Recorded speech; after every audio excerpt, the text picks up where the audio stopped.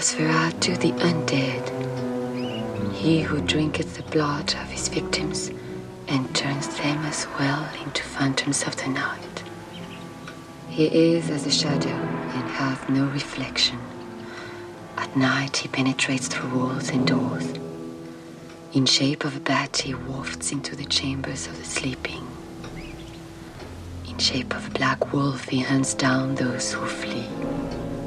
Abandon all hope, ye whom he doth approach. Welcome to Now Playing's Nosferatu Retrospective Series. Makes men's bodies to quake and their teeth to chatter in their heads. Hosted by Jakob. I believe what I see with my own eyes. Arnie. I love the darkness and the shadows, where I can be alone with my thoughts. And Stuart. We are scientists engaged in the creation of memory. This episode will contain detailed plot spoilers and strong language. At midnight, all sorts of evil spirits are set loose. We hope you enjoy the show. If it has to be today, it has to be. I'm ready.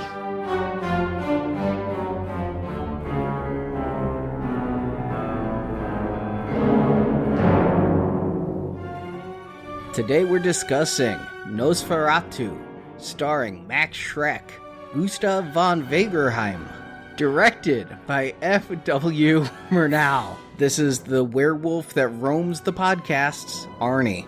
And Stuart. And this is Jakob, who has the name that, does it not sound like the midnight cry of the death bird? Indeed, the death bird. Happy New Year's, guys. We've made a resolution. We're just going to do all silent movies from now on. Nothing past 1931. I just like the idea of doing all silent podcasts. Imagine how fast the editing would go. I mean, no time spent on those credits now. Mm-hmm.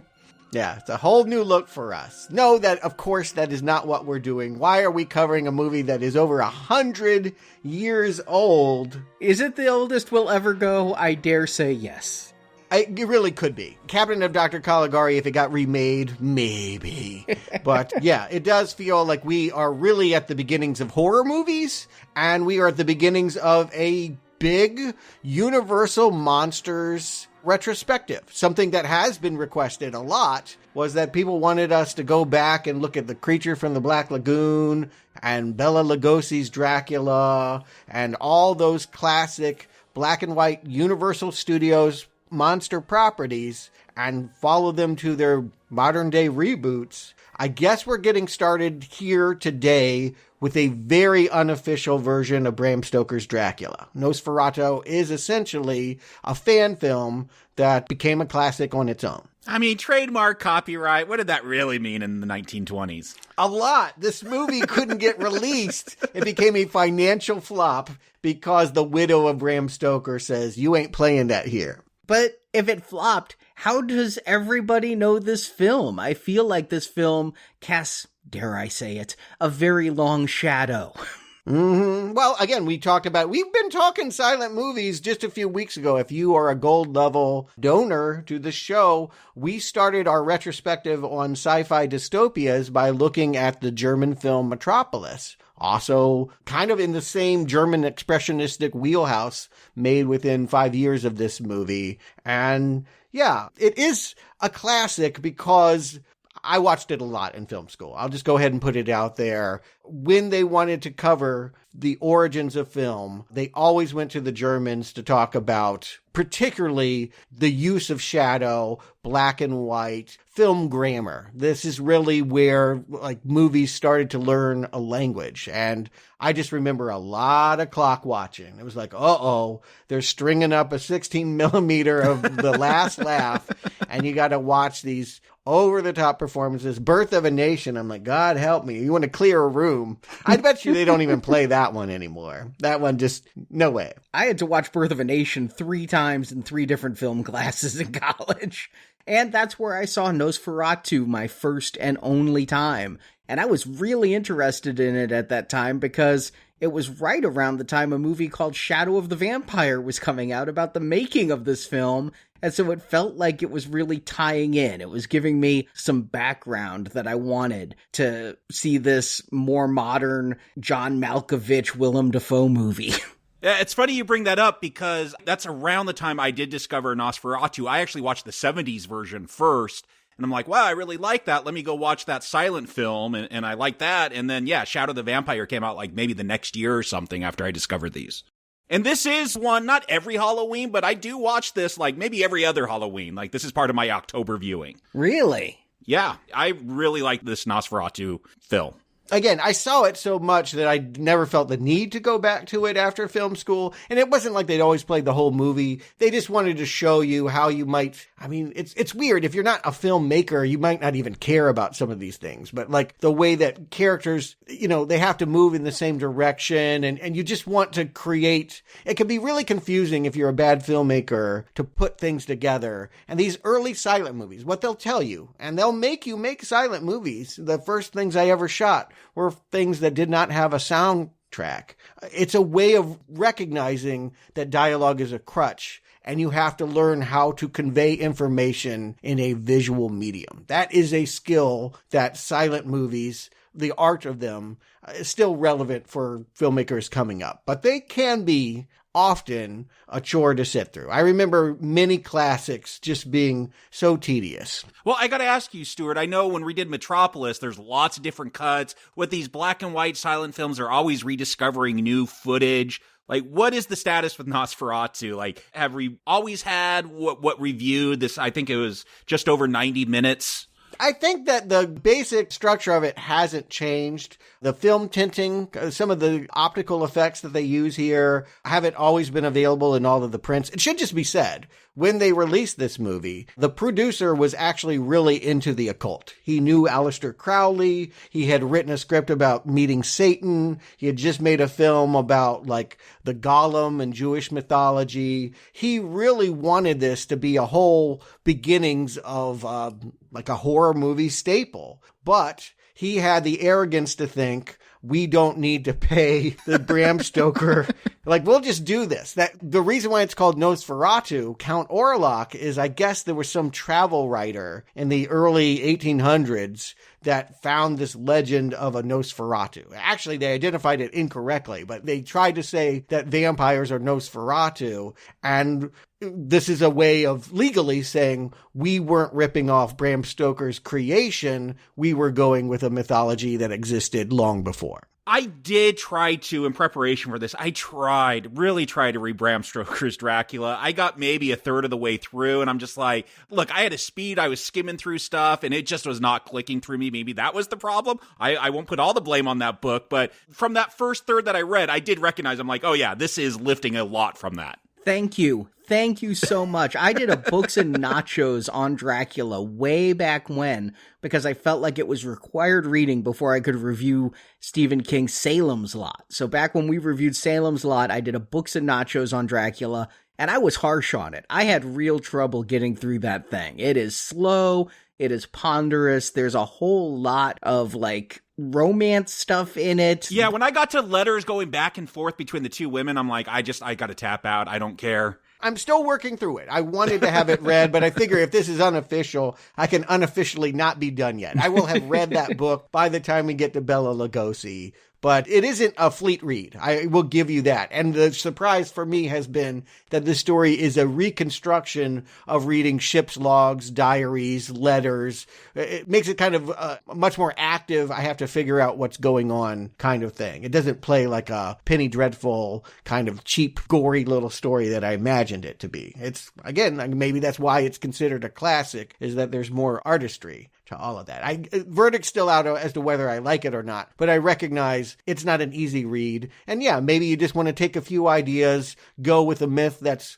100 years earlier than the book, and say, we didn't rob you. We didn't rip you off, but they were successful. When this movie came out in the early 20s, it didn't take long for the widow of Bram Stoker to say, destroy the film. And so they were actively out there finding prints and destroying them. And so the movie kind of, what I understand is sometimes people would cut good bits out of it and mix it with other films. And so there's like rip-offs and kind of vampire movies in the 30s that have images from this, but aren't this.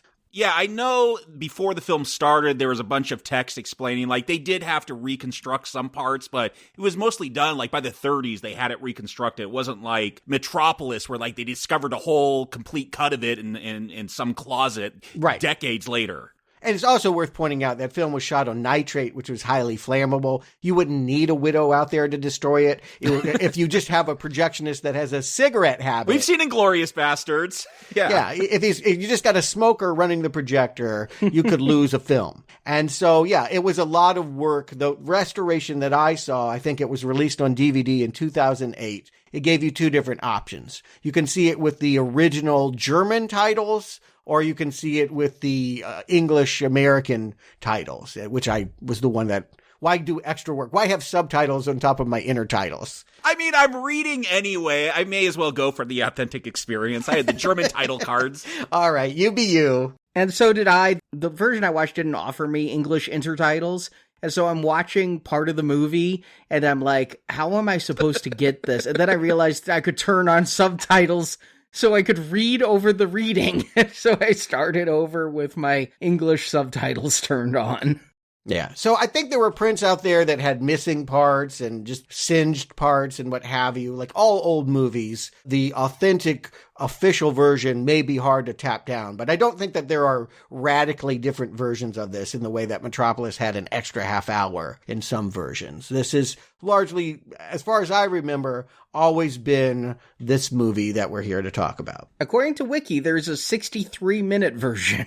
I think that's the first version I saw, because I remembered this film being an hour, and for some reason that's always stuck with me, even though I've watched this repeatedly since then. But yeah, I'm like, oh no, it's 90 minutes. I had to figure there was some older version, because I know I've watched an hour version that really was hard to follow the first time. That sounds right. Again, I didn't always watch the whole movie when I watched it, too. Again, they would just cite certain scenes just so that they could talk about how you might direct an actor to move or something. In film school, there's just not enough time in class to even do a full hour. But Murnau was a big deal. I mean, if they didn't show this one, they played his film The Last Laugh. He really is one of the innovators of cinematic tricks. And I think you will see that in this movie, like the superimpositions, the negative, the tinting, all of these things. He was really trying to create a supersensory experience. And so I think that this movie, more than maybe a lot from the era, is easier for modern audiences to watch because it's just visually has a lot more going on than some of the epics. Yeah, we're going to get special effects in this. Yeah, dissolves. And stop motion to make it look like you're a ghost or something. I mean, you laugh, but yes, these were probably very mind-blowing. There are stories about when people actually saw Max Schreck in the makeup, that they literally fainting in the theater, screaming in the theater. This was shocking. That's because he's a real vampire, right? We talked about Shadow of the Vampire. That's the whole premise of that film. Yeah, for those that don't know, they made a behind-the-scenes movie that was Oscar-nominated. Willem Dafoe got an Oscar nomination for playing the actor Max Schreck, who, historically speaking, we don't know a lot about. He did come from theater. He made this, I think this was one of the few movies that he actually made, and disappeared shortly thereafter, kind of a mysterious character. Why don't we go with the idea that he wasn't just playing a vampire, he was an actual vampire? I remember the movie being really good, and hunt it down if you can. It's kind of a difficult film to find, but yeah, I would like to revisit that at some point. And what a great name, Max Schreck. It is a better name for a vampire than Count Orlock. And of course, the origins for both the Christopher Walken character in Batman Returns, which heavily was influenced, as all Tim Burton is, from the German expressionistic era. And yes, that cute, semi-cute green troll. What is he? Schreck. He's an ogre. Ogre. Okay, there we go. Yes, that name was also taken from this iconic film actor. and I think is much more hideous than this vampire here. But let's get into it, Arnie. Let's find out how close this is to Bram Stoker, given the plot to Nosferatu. The year is 1838, and real estate agent Thomas Hutter has been sent to Transylvania to meet a client named Count Orlock. Orlock wants to buy an estate in Hutter's town.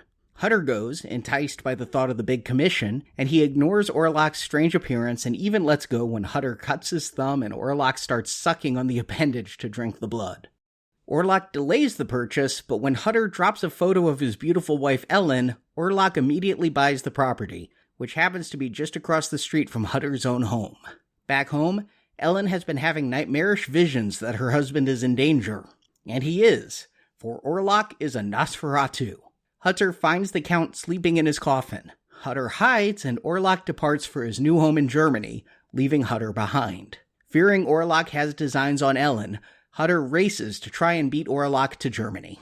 Aboard the ship, Orlock kills the entire crew and the captain. He carries his coffin to his new home. He then goes to visit Ellen to feed on her blood. But while drinking from the young woman's neck, Orlock loses track of the time. The sun rises and Orlock is killed by its rays. This victory is not without a cost, though, as Ellen dies from her blood loss as credits roll. And as we start, we have sort of a novelistic take on this. They are actually going to say that everything we're experiencing is a book that was published in 1838, which is a good 60 years before Bram Stoker published Dracula. See, he didn't rip it off. Couldn't possibly be influenced in any way. An account of the Great Death in Weisburg, which is a made-up German town. Doesn't exist, but they're claiming it's northern coastal Germany. And Nosferatu, they try to use flowery language to give you the impression that Nosferatu means undead or vampire, but the word actually, the origins of it is disease spreader. And I do think it's interesting to think about the fact that this movie is coming out just a few years after Spanish flu would have ravaged the world. That had to be a thought in why this would be considered so scary. There's also a common criticism, and I guess we can just get it out of the way now, but with especially the vampire, the Dracula storytelling, it's got its roots perhaps in anti-Semitism. Oh my God. Like, this is the foreigner coming to your land, bringing the rats, bringing the disease. I mean, the look of Nosferatu on this, it plays into those very bad depictions that anti-Semites make of Jewish people. Yeah, I wasn't going to get that out of the way. It was going to be my thesis. Oh, okay. That was my discovery in this viewing. You know, when I was in film school, I didn't really have that historical framework. I didn't think of it that way. It was just some old movie that sort of was the origin of vampire movies and horror movies. And now, putting it in specifically in the same way that we now look at Metropolis context of the 1920s, to know that this is what's coming out of Germany. Yeah. Yes, Jewish people are about to suffer greatly. You know, we have a storyline where a man's trying to move into the neighborhood and will be vilified for it, vaporized. Yeah, there's something very uncomfortable in the way that this pairs with true, genuine, real-world horror, both in the Spanish flu and in the Holocaust. Yeah, none of that stuff was on my mind when I fell in love with this movie. Like, I didn't realize that maybe accounted for the look of Count Orlock. I just thought it was a great monster design, but there is that subtext to be wary of. For sure. And I again, to me, not everyone's going to have this perspective. To me, it makes the movie more interesting to see it through that lens, to recognize that perhaps that is the horror of what's happening here. Because, you know, a movie from 1922, is it going to scare us? Not in any traditional way, but by telling us what was scary to the people of that time, and as a global population, us having just gone through a pandemic, I think that there are ways to connect with this movie and where it's at. Yeah, but they don't make a big deal about that. It is text, not subtext, during a portion of the movie, but a small portion of the movie. But there is subtextually, again, in the creature design and all of it. And again, just what we know about what is about to happen in Germany where this is being made. It's hard for me to shake it this time. But yes, just go with the premise that Nosferatu means undead and that this is a story of vampires. Act 1 gets us to meet, it was so hard for me not to call him Jonathan and Mina, but these are our loving, heroes and heroines that are going to be savaged by a vampire. Hutter and Ellen. Mm-hmm. Something that's interesting, though, that happens right at the get-go. You can look at these early stuff as just cliche. She's playing with a cat in a flower bed. He's smiling in the mirror and what have you. But when he brings her flowers and she says, "Why did you kill them?" I think that's an interesting foreshadow you may not even anticipate. The idea that what he has done is going to kill... women's beauty is often associated with flowers and what have you, that he's essentially bringing about her death by doing what he's about to do. It's a line that really caught my attention this time because I'm like, actively have to watch this for Now Playing, and it's a silent film, so anytime they're going to take the time to put words on the screen, I'm like, those are probably important. Yes. So yeah, I definitely wrote that line down, and yeah, I think Ellen is the flower that's going to be killed by Hutter's recklessness throughout this film. Which I didn't expect. I didn't expect the main female to die in the movie. So when she's talking about the flowers being killed, I wasn't quite sure why that line was there. Yes, after the movie was over, I mean, it's been 25 years since I've seen this. So when the movie was over, I figured that out. Yeah, it's a nice, usually I don't use the word subtle in talking about silent films, but it is a subtle way to talk about a cost that I was not expecting. I did not think that this character was going to die. Again, I never even had the mentality that Jonathan or Thomas, as we'll go with the real names here, that Thomas was at fault. But he is at fault because of greed, right? His boss tells him he's going to make a lot of money if he sells the house across the river to His Grace from Transylvania. Yeah, I have to ask about, I guess not Renfield, but Knock, the real estate agent. He has this very strange letter from Orlock that does not look like traditional, Anglo-Saxon characters. They're very weird scribblings. He even tells Thomas, it's going to take a little sweat and even a little blood to sell this. So it feels like Knock, is he already under Orlock's power? He definitely is under his power later on, but it feels like he's been persuaded already. Well, I will say this. Knock is being played by one of the few Jewish actors in the premise. And so you could have the reading that he's in the club, right? Like these things that are coming from the East that aren't quite lily white, like our Germanic blood. Yes, that seems to be crazy from the get-go, right? He's cackling, and these characters on the page, they're runes, they're symbolic, they're occult. And so, yes, he is sacrificing this young man by him being so wanting to make so much money, putting him in harm's way and bringing immigration, let's just call it what it is, immigration to this all-white community. And this is a good lesson to learn from this film, is never trust a real estate agent, because what they're trying to sell him sight unseen looks like ruins. I mean, it looks perfect for Count Orlock. I think he'd really dig it. Yeah, right. Yeah. You wouldn't want him to have a really polished mansion or that. That would be strange. Something modern. But I do agree. It's funny when they cut you, sell him one of those houses across from your own, and they're all just these dilapidated buildings. Mm-hmm. You can move into the ghetto. Again, all this stuff feels important when we think about German history around this time and the decade to come. Does it feel like Hitler propaganda? Not exactly. I'm not going to accuse the filmmakers of that, but they're tapping into sentiments and fears that were growing and would become something else. Yeah, if you don't want to get into specific fears of the Jewish people moving in, at least foreigners. There's definitely that fear of foreigners. Yeah, let's face it. The Germans were trying to make something out of their films because their whole industry after World War I had been destroyed. And so it was really important to make these populist movies. And they were trying to beat Hollywood at its own game. And yes, they were very much trying to tap into what Europe might have been feeling at this time. And again, Thomas is all the happy to leave his wife. I think there's some judgment of that as well, that he's going to step away from this happy relationship, give his wife off to some friends, and just blithely go out on a horse. Yeah, he's told he's going to have to travel through the land of thieves and specters. He already knows that this is dangerous. Yeah, but at least he leaves her with people who don't live in the ghetto. It's a very nice house.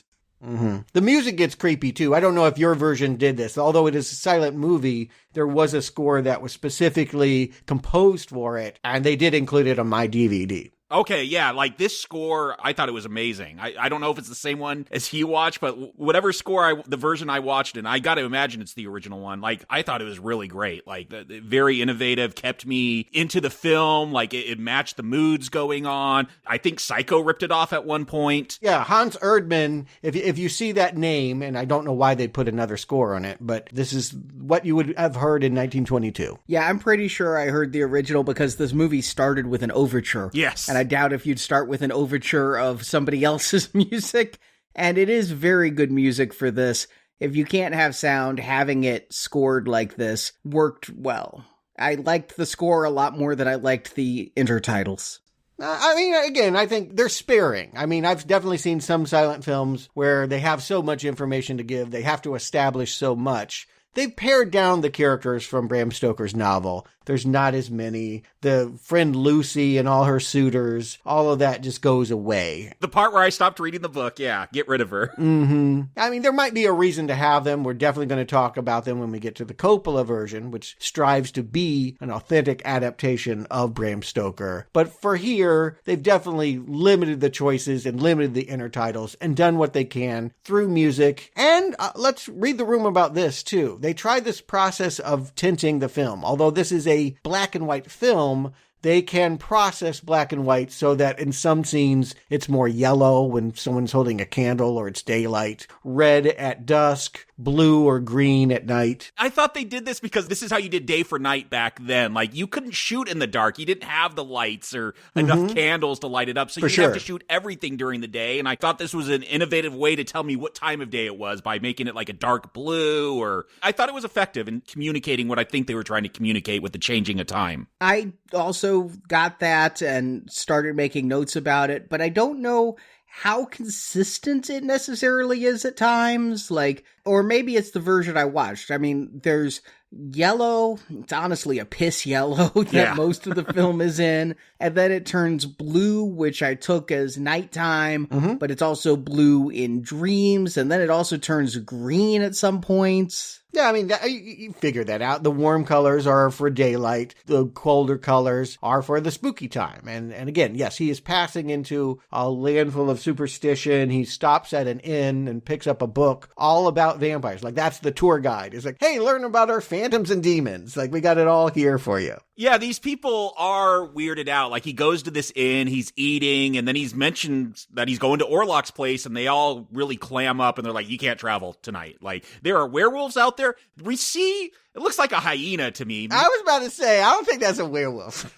Maybe they were trying to make a creepy werewolf. Like, that's what Germans thought werewolves were? Hyenas? Yeah, I don't know, but... Yeah. It's cute, actually. It's cute that it doesn't look like a normal wolf. It, like, scares some horses off, and that's it. Yeah, but we have some kind of creature running around in the night. And you're right. Let's just talk about it. In 1921, 1922, cameras were big and cumbersome. Getting enough light to actually photograph was difficult. On-location shooting is not easily done. And so, yeah, these things are extra special to have this in here. To be able to cut away from the inn to actually see some kind of werewolf running around in an actual forest and not a studio set would have been amazing to people at the time. And also, worth pointing out, again, this book is called Of Vampires, Terrible Phantoms, and the Seven Deadly Sins, emphasizing to me that the greed that is driving this character is the reason why all this bad is happening.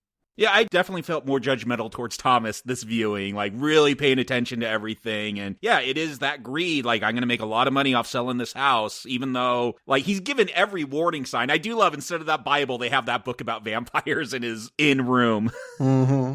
But Act 2, he's going to get there. And we have the meeting of Max Schreck, which I just got to say, like, iconic, right? Like, no matter what you want to say about the rudimentary camera tricks that they might pull, we still use this makeup now. And like this, like, from the Salem's Lot TV movie, just in so many ways, this defines what we do in the shadows. Yeah. The monsters. Yes, right. Rob Zombie, even. An innovator like Rob Zombie still goes back to this 1922 movie. It set the blueprint, and it's just kind of beautiful to behold. It still works as an image. I've got to say, Orlock may be an ugly representation of Jewish people. You can have that reading and be offended, but I also just think super creepy. This is new contributions to the vampire lore. This has a few that aren't in that Bram Stoker book, like those weird front fangs, and Bela Lugosi isn't even an accurate depiction of what's in Stoker, but this is really wild what they're going with here. Oh, it's just a tremendous makeup job. Not for the time. It's a tremendous makeup job for any time. Mm-hmm. It's so unsettling. Yeah. Again, was he really a vampire? You could almost go with that. Yeah, truthfully, I can see why somebody would come up with that as a story here, because I don't know Max Schreck from anything. I would love to see how much of this was makeup, how much of this was man, because it's just a creepy looking version of a vampire. And if I was Hutter here, I'd just be like, nope, the commission not worth it. I'm headed home. Yeah, it's not just the makeup, it's his body language. He's so stiff, how thin he is, like just everything is off-putting about this. And then when a dude gets up to suck your blood because you cut your finger with a bread knife, like, don't you get out of there at that point? Let me ask, because that was my curiosity. Imagine a world where you didn't know about vampires and Dracula, and you just started watching this movie. Would you know what's going on here? Would you have the idea, I think you would, that this character is some kind of blood-drinking monster? Because he's been reading that book that was foreshadowing, and everyone like freaked out when he says, I'm going to Count Orlock's castle. We know, it's telegraphed to us, even to the ignorant of vampire lore, that this is a vampire. I mean, Stuart, he's got a, like, skeleton that rings the alarm Yes. bell. Like, we know he's evil. Right. But is there also, I know with vampires, especially modern vampires, you know, you asked me to describe what a classical vampire is. There is some gender and sexual fluidity to him, I feel. And I do wonder how that plays to 1922 audience. Because for me, a modern audience, this does feel like, ooh, I'm repelled by this man making a move on me. Yeah, well, here's the thing about Germany, and I mean, if you've seen Cabaret, you know this. They were actually pretty progressive around that time, and then unfortunately a lot of homosexuals ended up in the gas chamber. But at that time, you could be out as a homosexual, but it was considered, it was othered in the same way that Jewish identity was othered. Is this really Germany? Might be the question you'd ask about this man making a move on another man. But it's a creepy moment where no doubt this old guy backs him into the chair. They use shadows so well in this movie, and then we're in the yellow of the daylight, and he's waking up in the chair saying, I got mosquito bites on my neck. That was so funny. And when he wakes up, a lot of this still feels very stage performances where we're going to set the camera in one place. It's never going to cut angles. It's going to be straight on. But I do feel like this director at least got some interesting compositions. Not talking about the use of shadows and the great stuff like that, but just compositions, the way that Thomas wakes up in that chair. And obviously Kubrick used this for Barry Lyndon, like, which is another film with just some great composed shots. Like, not every shot is great, but I feel like even though you have a lot of static camera work here, you do get some really interesting frames. This is why we still watch it in film school. This is the argument for it. It may not play in the storytelling conventions that we expect as modern audiences, but you can still learn so much from visual storytelling. And I guess vampires do cast shadows. They need to, because it looks cool, you know, like they've changed that. And I guess this one, I haven't gotten far enough into Bram Stoker's to know, but what I read was that this is the one that introduces the idea that sunlight can actually kill a vampire. Yeah, no, that's original to this. That's a huge thing. Something we associate with all vampire stories. That was introduced by Nosferatu. That is not in Stoker's novel. But while they're doing whatever in the castle, in the dark, in the shadows, these two men, we have the wife at home, or actually she's living with friends, some rich couple, a man and his sister have taken her in, and she started to walk on the balcony, sleepwalk, that she is being impelled by something. You'd hope that she's dreaming of reuniting with her husband, but I think it's Orlock that she's secretly thinking about. Well, yeah, there was an earlier scene where they're signing the paperwork, and I feel like Orlock wasn't set on buying this house until that locket fell out, and he saw that picture of Ellen, and he's like, what a lovely neck, which I laughed at that moment. I thought that was funny. And, like, he signs the papers immediately after that, so it is about getting to Ellen. What a lovely neck is a laugh out loud line. You know, we have chastised or at least I know I have, horror movies in the past because they have strange things. Like Pet Sematary, for example, has a cemetery where things come back to life. That is its plot, and so we go with it. But it also has the ghost of that guy who died because he was hit by a car, and I think we were all like, why is there a psychic phenomenon in here? I now think this all goes back here because I thought she was having psychic visions and psychic premonitions of danger with Count Orlock, and I'm like, well, if this classic can do it, that may be why so many, not just Stephen King, but Stephen King and others decide to start introducing these random psychic phenomena. I feel like this is maybe something not explored in a lot of vampire movies. I know they have that power of persuasion, but the fact that he uses shadow and we get that great scene of Thomas sleeping and the shadow overcomes him, and I feel like that's what Nosferatu, he's able to work through these, like you said, Arnie, these psychic connections. I do feel like it's pretty established here. Like this is just a power of the vampires, that their shadows, if they're able to overcome you, they could create some kind of connection. And the use of shadow in this film is just amazing. When he's grabbing Hutter's heart there, and it's just the shadow on the heart. I mean, there's artistry and a great vision behind this. Yeah, but there's also the blood. We've talked a lot about the shadows because, again, that's visual. But you asked, what is she being impelled by? What is the psychic link? Subtextually, if we're going with what I'm proposing, what is the threat of immigrants? They're going to take our women, yeah. Yeah, your bloodline will not be pure anymore. The fear of the vampire is the fear that they take your blood. And that really is, again, the word Nosferatu means disease. It doesn't mean vampire, it means disease. What bringer of disease. And so I think that is really the nightmare scenario here is, yes, they're going to move in, they're going to take your women. I mean, America has its own versions and stories of this as well. So we can't be so arrogant as to say, oh, those Germans. Birth of a nation. Yeah, exactly. Exactly. I feel like it's so easy for people to fear other bloodlines and what that means about their own should there be interracial mixing. But yeah, we're also have around this time, they call the doctor. He says she's got blood congestion. I don't think that's a thing. I mean, later, I think in the book, it just says she has an unknown illness. Yeah, blood congestion is not something I don't think there's a pill for that one yet. You give them leeches. It was the 1800s. But it's confusing. So this is Dr. Sievers. And then we have this other guy that is really the Van Helsing. And I don't feel like you really need him. Are you talking about the guy that's showing off Venus flytraps? And I have no idea why he's in this. I'm like, yes. Cut this part, lose these frames, have these ones burn up. Professor Bulver is the Van Helsing that, again, he very much comes into the Dracula narrative in the same way as the scientist who can see in the natural world these parasites. These things that latch on to us that seem, again, continues this flower motif. It looks like something in the garden, but should a fly land on it, suddenly it has fangs and closes in on it, or protozoa.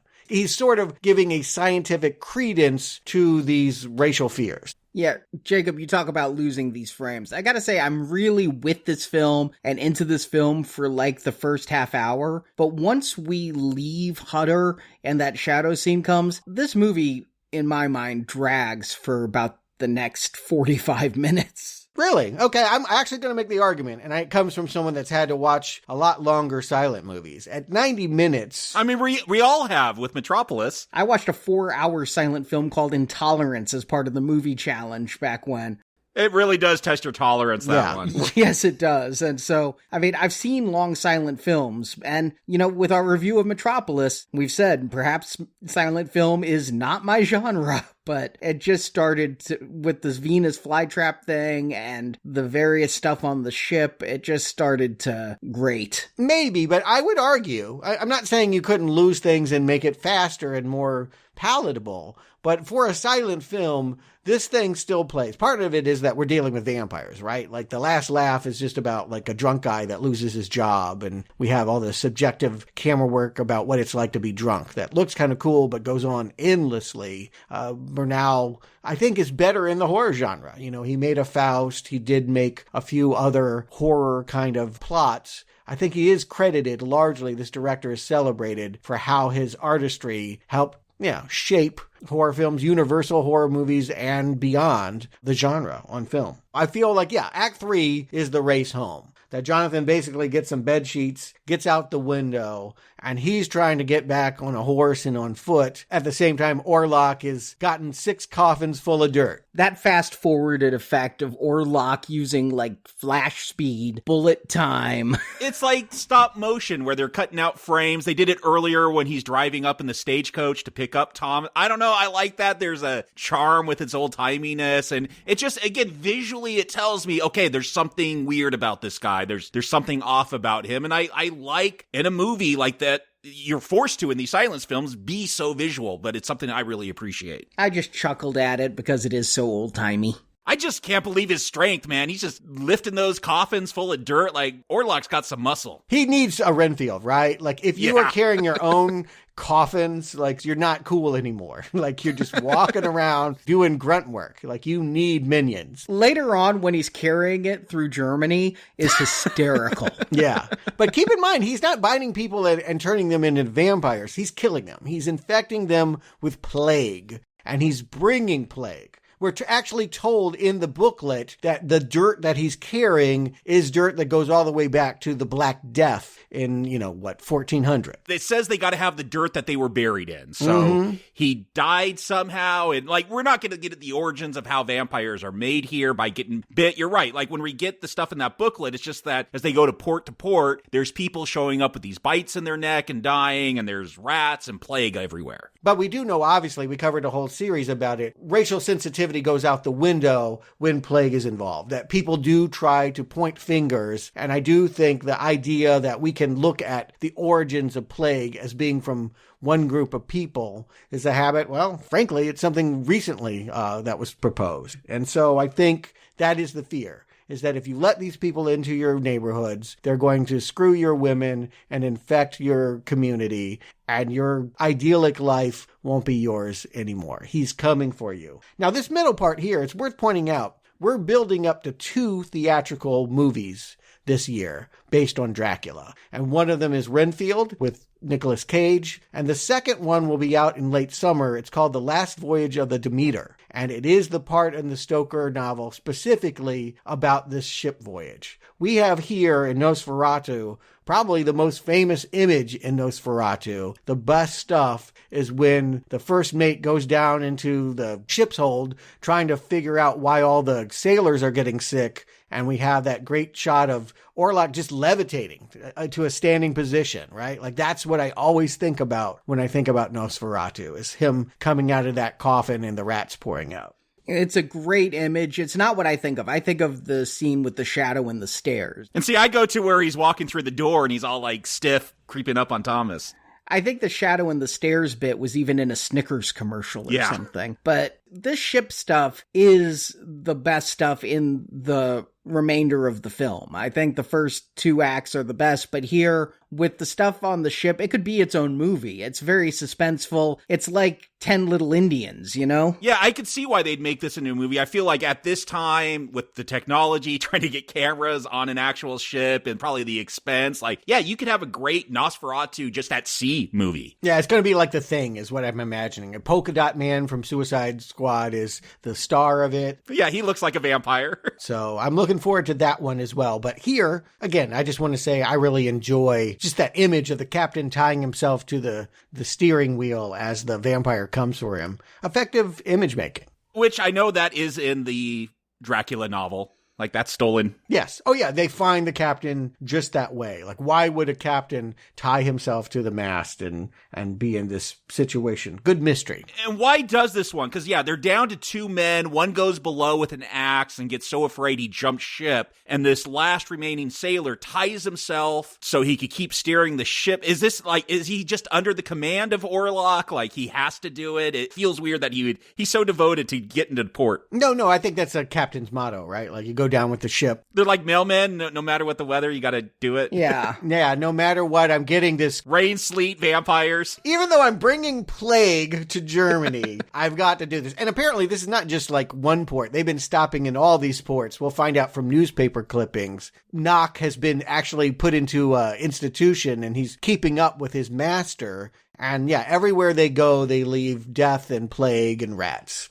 Yeah. Nock, also consuming the blood. Not as much of it, I have to imagine. He's eating flies. And again, you get some great imagery of the spider web. He's looking at those spiders because they catch the flies and eat them. And just going back into the anti-Semitism, like blood libel, like that's a big thing. We still got that with QAnon. They're still pushing that kind of stuff. Like, but yeah, like now that Nock is really under his control, he's got to consume the blood too. Even if it is fly blood. Yeah, and they put him in the sanitarium. I can't tell that he's under the care of Bulwer, the professor. I know typically that's historically the pairing, but for whatever reason, some of these supporting characters, it's hard for me to keep up with who is who. Yeah, the fact that it's a silent movie adds to that for me. Mm-hmm. Ellen is playing croquet with people. I'm not sure who they are. I think it's the shipmaster. They weren't the rich people she's staying with? I thought they were the rich people she was with. I think they were, and yes, she's still doing the sleepwalking thing and calling for him. I must go to him. He's coming. Who will get there first? It is her husband that eventually gets there. Thanks to the Catholics, he does have a little bit of restoration in a Catholic hospital. A nun takes care of him in a scene, but he is able to go home thanks to God. Do we know how long this journey is? Because he is racing. It feels like he knows he needs to get there before Orlock does. And I don't know, it seems like boat would be much quicker, but maybe going through the mountains on horseback, which he's pulling that horse most of the time, not even riding it, but that seems like it would take a while. It's about a month. Yes, there is a August 17th date of the coffins going on a raft onto the ship and a few other dates that are brought up. So yeah, it feels like that's the time frame, but not as copious in the notation as the Bram Stoker's. Boy, you know every stop that they make. Every bathroom break is logged. Yeah, we'll get a shot of the log later, but it doesn't go in that much detail. But this Act 4 is mostly like Thomas and Ellen are reunited. And isn't there them reuniting? It feels like Orlock senses that and like he knows where to go. He like turns corners as he's carrying that coffin to find their home. Mm-hmm. Well, he knew what house he bought anyway. I mean, he's living directly across the street from them, or across the river, as it were. And so he just kind of smiles. The way I take it is like, oh, you think you have her, but she's really mine. And there's some creepy imagery later where he's at his window trying to summon her. I kept thinking with her, like, love of the ledge. I just thought she was going to fall. I really thought that she was going to go over. So much walking on the balcony, yeah. Yeah, but that is not the way she's going to go out. She reads in the book instead that there has to be a maiden who gives the sacrifice. And she, more than anyone else, realizes it's her job to die in order to end the plague. Because it's spread. I mean, it's in town, and the town crier. Remember those? Wouldn't that be cool to bring back? No, I don't, Stuart. How old do you think I am? No, but I mean from movies, from obviously. Movies, yes. We should have brought this out. I would have taken this job at COVID. This would have been fun to run around on a horse. I mean, I think the Chinese were doing that. Yeah. They go around and lock your house up. Yeah, that's not the fun part. The fun part is ringing the bell and waking people up and telling them they'll be arrested if they try to go to the hospital. The plague is so bad you can't even go to the doctors at this point. Yeah, pretty amazing. But creepy, again. And keep in mind, knowing that they had just had several years of Spanish flu outbreak, this would have been a real horrifying thing to see. It's almost like docudrama, this part of it. This is stuff taken from people's lives. After the war, the soldiers came home and they spread a flu that had COVID-like outcome. Yeah, I wish that it was better sold that this plague is Orlock. It's inferred, but we don't see Orlock out feasting. I mean, I think it's pretty obvious. I don't even think Orlock's spreading it. It's all the rats. We see all those rats come out of the boat. Yeah, his soil springs rats, and Judaism and rats were also associated in German propaganda as well. I don't want to get into all of that because it's ugly, but I think it's important to note that this is playing off of ugly racial conceptions of the Jewish people. Right, but is the plague the rats or is the plague Orlock? I kind of took it as... Yeah, the rats come from Orlock. He's the spreader of disease. A Nosferatu spreads disease. But is there a disease or is there people being drained of blood and they're calling it a disease? Both. Well, I think Orlock is still trying to mac on Ellen, but you do not see him going out and breaking in and biting people. We never see it. It's just in the booklet it says people have been found with puncture marks in their neck. The implication is, through all of it, the hazy paranoia is that you let them into your neighborhood and now they're just going to get you somehow. It's not logical. I don't know how he could go around and literally bite everyone here. Again, this is a premise of fear and paranoia. In my mind, I did not imagine he was doing all the work. I imagined the rats doing most of it. Yeah, I figured the rats were mostly doing it, but he would get hungry and have to dine on a couple of people every night. See, I took it as the rats were being blamed, but the rats didn't actually do anything. That's how I read the scene.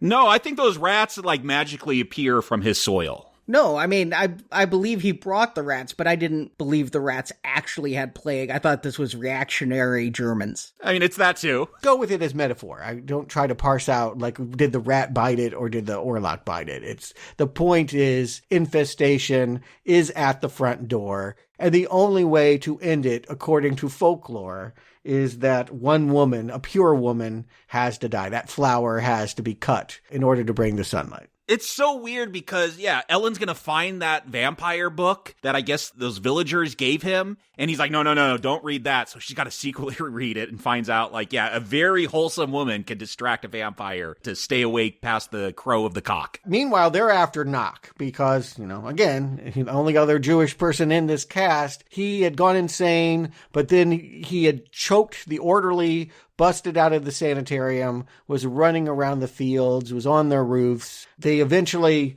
catch him. How does he go out? I guess he lives at the end. Yeah.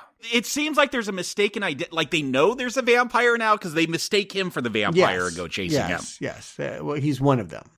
And indeed, he has a role. There's the reason why Orlock is here is because this guy tasked Thomas with doing it. But yes, the real vampire, another classic scene, comes for her up the stairs, silhouette. That is the best scene in this movie, I think. It's the posture, right? Like, it just feels like amazing, like. Was that Schreck? It almost feels like they had some kind of prosthetic to like get those shadows. Again, we don't have those bonus features. We don't know. There's no director's commentary. Yes. This was done in quickly, low budget, I want to add. They didn't have really any money for this. This is all done on the fly, low budget, summer of 1921. And yeah, maybe he just was a vampire.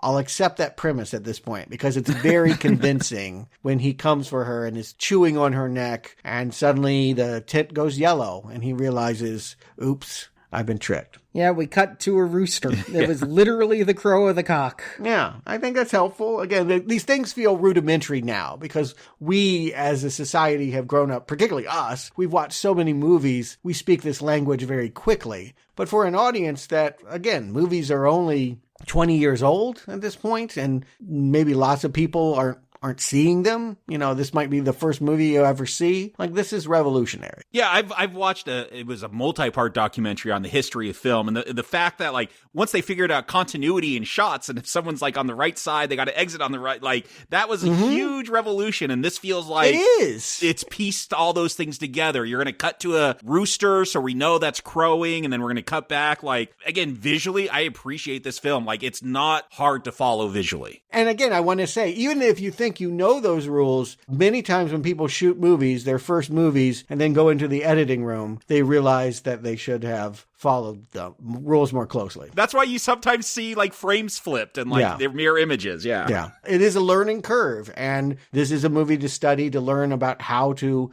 visualize information. Yeah, Nosferatu, Orlock, he turns to ash from that sunlight. Or smoke. I mean, he disappears. I don't see a pile of ash. Yeah, I assume there's something there. We get this long shot after Thomas and Ellen, they're embracing in bed, and we get this long shot from the doctor just, like, staring off somewhere. And I thought, like, is he staring at a pile of vampire bones? Does he see fangs? Like, it's such a long shot. He's mourning her death.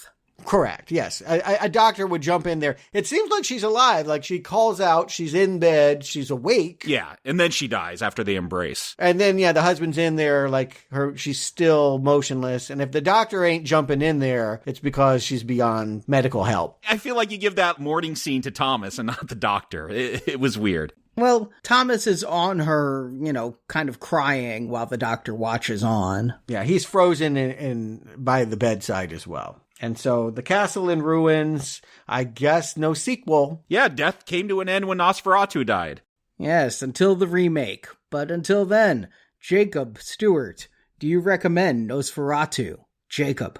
Yeah, this is one I really enjoy. Watch it for homework, watch it for entertainment. It works on both levels. Just the visuals, and that's what you got to go to. Like, that's kind of with a silent film, it's kind of going to rely, does it understand the syntax of movie telling? Does it understand how to create some interesting visuals? And this one, yeah, the fact that Schreck, whoever this mysterious actor is, maybe he is a real vampire, but he's grabbing people's heart and he's grabbing mine. Like, every time he's on screen, like, I am captivated. The use of shadow, just the way his body language is. There's a lot of unfortunate subtext in this film, but I will never give in to not saying this is a great performance by Max Schreck here. And yeah, as a horror film, like, this works for me. It's atmospheric. It has to be, because they have visual score, and that's about it to go on. But it's atmospheric. I love this score. There's a reason I often go back to this one during Halloween. Like, to me, this is the vampire movie to watch. It may not be the best one, but it's the one I enjoy the most. Again, important for the history of film, but also an entertaining horror film. Strong recommend for me. Stuart.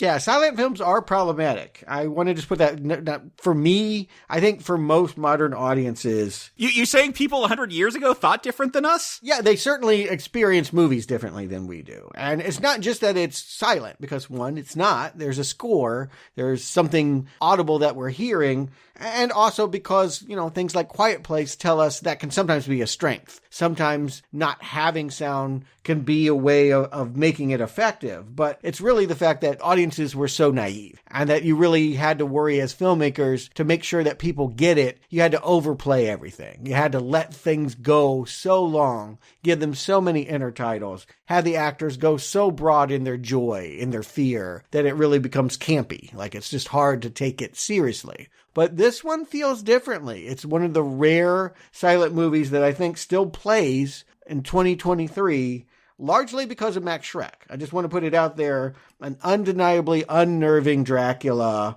The first, perhaps still, the most impressive conception of this character that we have. I know Gary Oldman is going to try. He's going to put on a lot of damn wigs and float around in kimonos. But I think this is the one that I'm always going to see in my mind. I also would just want to say Murnau is visual trickery. I mean, yes, it now feels quaint. Superimpositions, film negatives, color tinting. We know what he's doing. But even in that, even if we're not, mind blown by the visuals, there's a lo-fi charm. There is a Be Kind Rewind, like, sweeted version of the vampire blockbuster that I just like visually. I enjoy watching. I like the way this movie works and looks and tells a story. And again, I like looking at things through the lens of history. And while it is uncomfortable to realize that in Germany so many anti-Semitic views were brewing, it's helpful to see that dramatized here. And it's also helpful to think about, coming out of a pandemic, how people might have feared that was going to be the most scary thing you could conceive of,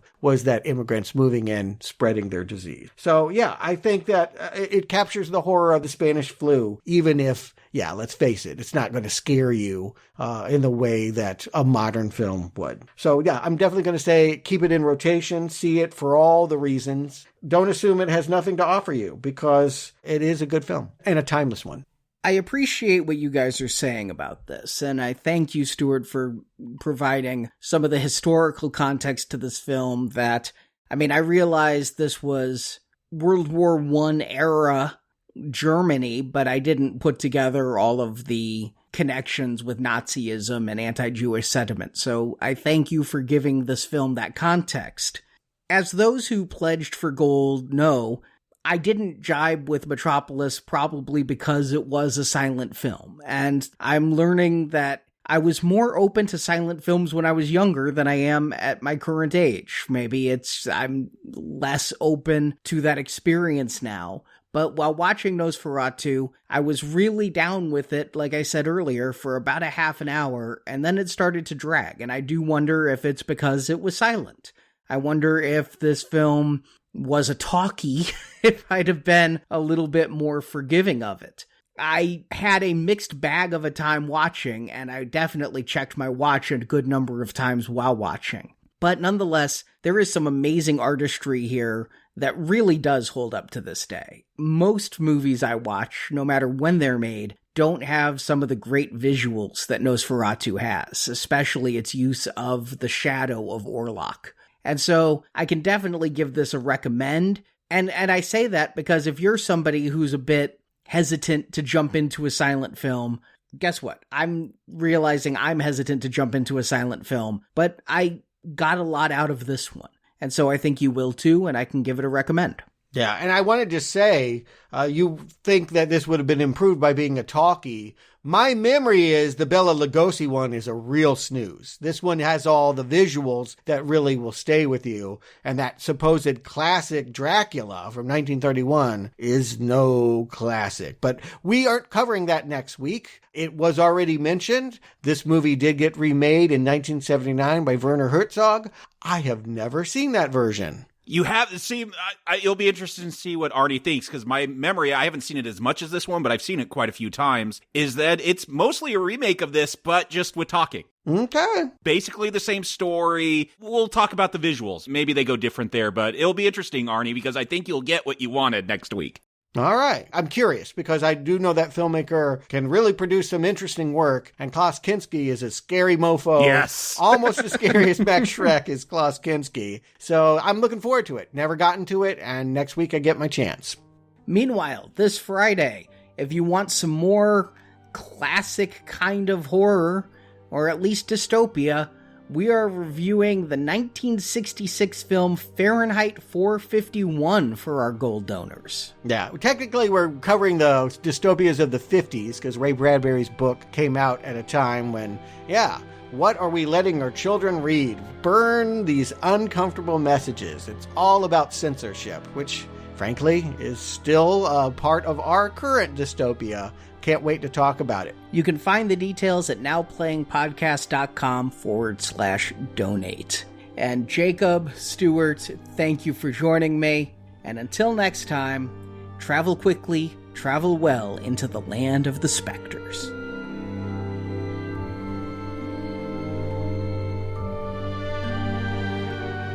Time is an abyss, profound as 1,000 nights. Centuries come and go. To be unable to grow old is terrible. Death is not the worst. There are things more horrible than death.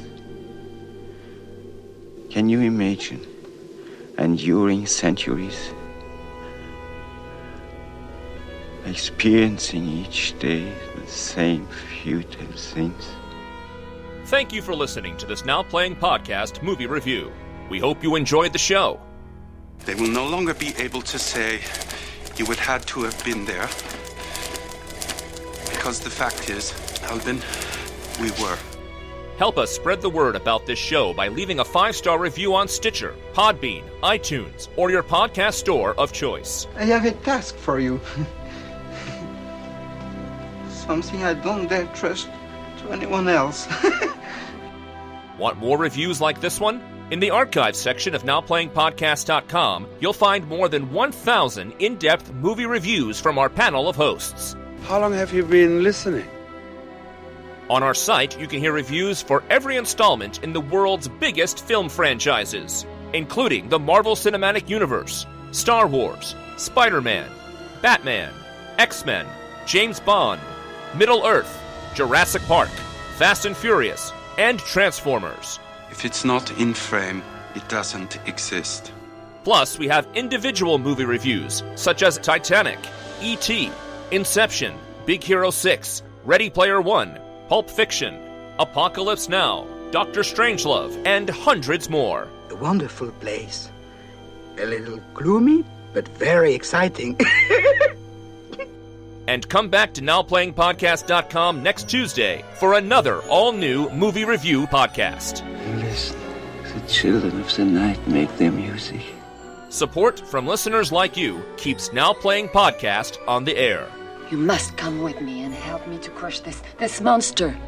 You can donate directly by tapping the support button at NowPlayingPodcast.com. Such is the price of genius. And you can join our crowdfunding campaign for early access to new episodes, exclusive reviews, and bonus reviews. I'm willing to pay you double the price. Now Playing Podcast is produced by Arnie Carvalho. The monster is here! Associate produced by Jason Latham. What does the master command? Now Playing is edited by Arnie. I'm suffering for my art, Albin, believe me. Now Playing credits read by Brock. I have to say this, even if you think it's foolish. The opinions expressed in this podcast are those of the individual hosts and may not reflect the views of Venganza Media Incorporated. Even the unthinkable will not deter me.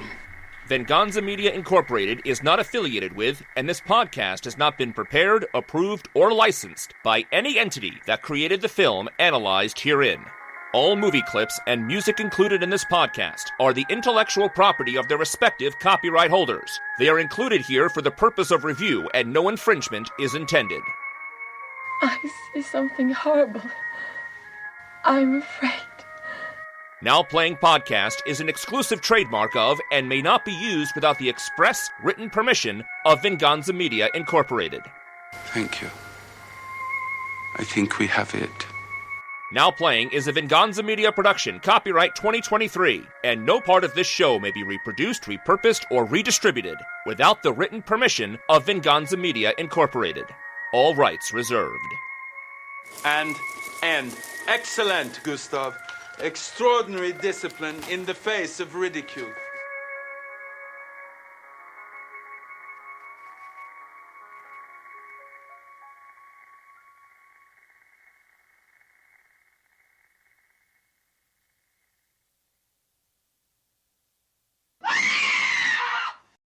Today we're discussing Nosferatu, starring Max Schreck, Gustav von Wagerheim. Come for Dracula, leave with lots of humor about German names. Directed by FW Murnau. I'm not going to feed into that. I'm not going to start trying to read all those names. Shutting it down. Fuck you. You got a line, or are you just going to be silent, Arnie? Hold on, I have a line. Where is it? But let's get into it, Arnie. Let's find out how close this is to Bram Stoker, given the plot to Nosferatu. Okay, I'll be right back. Okay, or you could just take a break.